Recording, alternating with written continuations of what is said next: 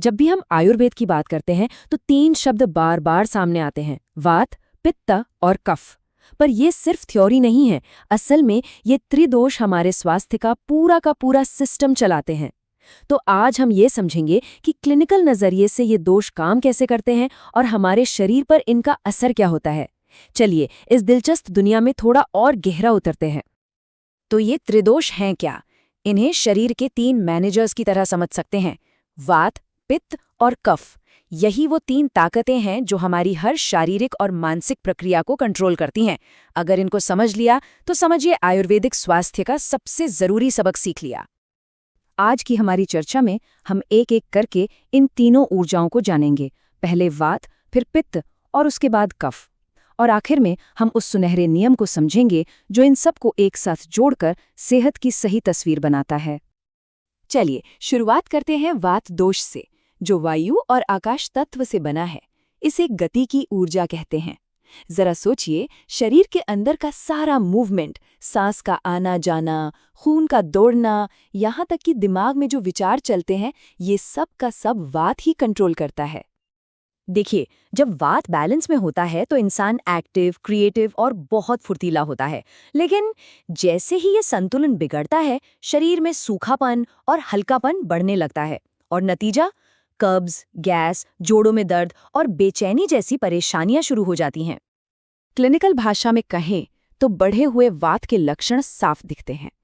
पाचन गड़बड़ होता है तो गैस बनती है, पेट फूलता है, जोड़ों में दर्द ऑस्टियोआर्थराइटिस का रूप ले सकता है। और अगर रात में नींद नहीं आ रही है, मन बेचैन रहता है, तो ये पक्का संकेत है कि शरीर में वात बढ़ गया है। तो इसे शांत कैसे किया जाए? आयुर्वेद का जवाब बहुत सीधा है, जो गुण बढ़े हुए हैं उनके उल्टे गुण इस्तेमाल करो। वात की सूखी और ठंडी तासीर का इलाज है गर्म, चिकनाई वाला और आसानी से पचने वाला भोजन। तिल के तेल से मालिश और स्टीम थेरेपी इसे शांत करती है, और अश्वगंधा जैसी जड़ी बूटियां शरीर को स्थिरता देने में मदद करती हैं। चलिए अब दूसरे दोष, पित्त पर चलते हैं। ये अग्नि और जल तत्वों से बना है और ये हमारे शरीर के मेटाबॉलिज्म की ऊर्जा है।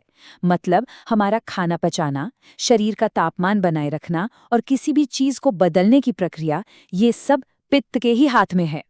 जब पित्त संतुलित हो तो याददाश्त तेज होती है, पाचन मजबूत होता है और आत्मविश्वास भी भरपूर रहता है। लेकिन जब शरीर की ये आग बढ़ जाती है तो लक्षण भी आग जैसे ही दिखते हैं। सीने में जलन, एसिडिटी, त्वचा पर फुंसियां और स्वभाव में गुस्सा और चिड़चिड़ापन आ जाता है। बढ़े हुए पित्त के लक्षण शरीर में बढ़ी हुई गर्मी के तौर पर दिखते हैं। पेट में एसिडिटी और अल्सर हो सकते हैं, स्किन पर रैशेज आ जाते हैं, स्वभाव में गुस्सा बढ़ जाता है, यहाँ तक कि बालों का झड़ना भी इसी से जुड़ा हो सकता है। पित्त के इलाज का मुख्य सिद्धांत है शीतलता, मतलब शरीर को ठंडा रखना। गर्म तासीर वाली चीजों से बचना होता है, जैसे बहुत मसालेदार, तला हुआ और खमीर वाला खाना। आहार में ठंडी तासीर वाली चीजें शामिल की जाती हैं।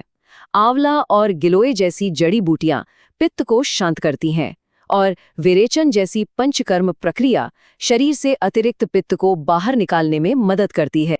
और अब आते हैं हमारे तीसरे दोष, कफ पर। ये पृथ्वी और जल तत्वों से बना है।